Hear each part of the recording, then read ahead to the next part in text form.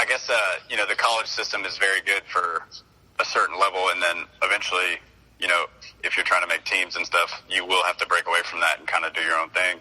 Mm-hmm. And so I guess everyone finds out that path on their own, but for me, I learned quickly that I wasn't really, the center of attention, which I didn't expect to be, but when I was out of college. So right.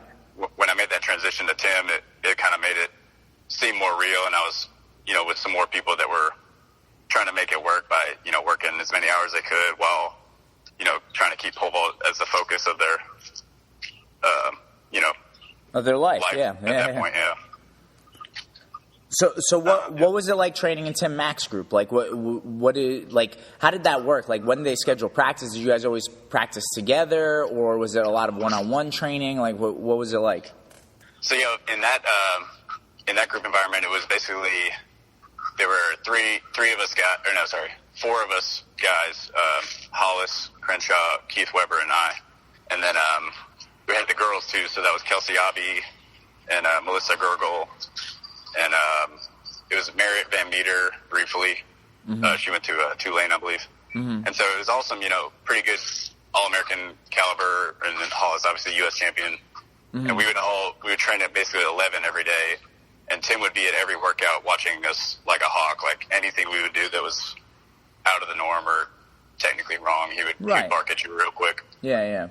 And so that was kind of a different thing, because me and Russ Johnson's relationship was so much more, I guess, friendly, and we almost saw each other as peers at the end, which probably was partially why I left. Like, it was a lot of fun, but I think I needed a little more. Right, like you're trying to get better. It's like, it's not just about shooting the shit, And I mean, exactly. Even on my regard, I've had athletes at certain points where, for whatever reason, it's like, especially when I was younger, I almost felt uncomfortable being hard on someone that I've coached for a long time.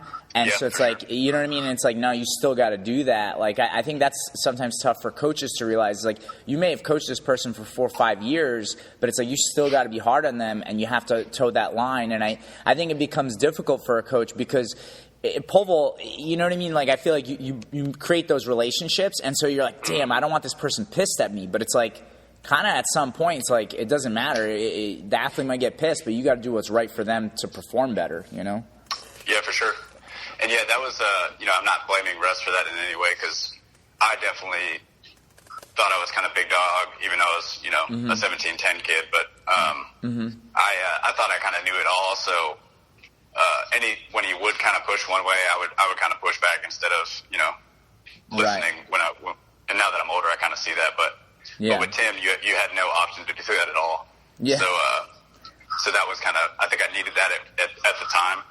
Mm-hmm. And then, as you get older, obviously everything changes, and but you figure it out more. But what's funny too is, like, even like in that group that you're saying, right? So it's like there's 4 guys, 3 or 4 girls. You guys are training together. And here's the thing: let's say Tim comes in and says, "Hey guys, we're doing this progression today," Mm-hmm. And correct me if I'm wrong. I don't know how exactly you did the practices, but let's say he picks out a certain progression. You could be like, "Nah, man, I don't want to do this," or "This sucks." But it's like, if 2 of the other guys are excelling, it's kind of motivates you that you got to figure it out. You can't just lag behind, So right. That's why I always feel like training partners are huge. I think sometimes people in the pole vault, they want like one-on-one, but it's like, you kind of need a training group, Yeah, I think the training group is tough to beat, just because it keeps you accountable, it keeps you competitive, and it just elevates your game to have, if you're doing sprints against Mark Hollis, like, you have no choice but to get faster.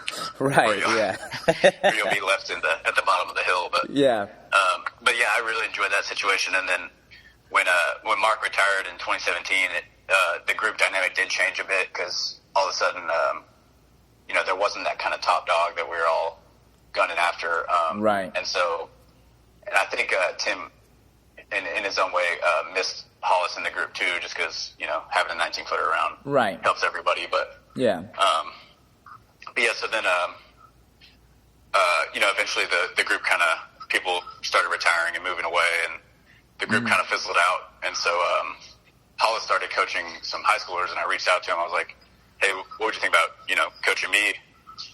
He's like, "Well, I don't have any other elites." And I'm like, "Yeah, that's all right. I mean, I've always liked your philosophies, and when we were jumping together, if me and Tim were going at it in practice, whatever, I would go to Mark and ask him what he thought, subtly, of course. Yeah. But and so this will be my second year with him, and looking forward to it. Yeah.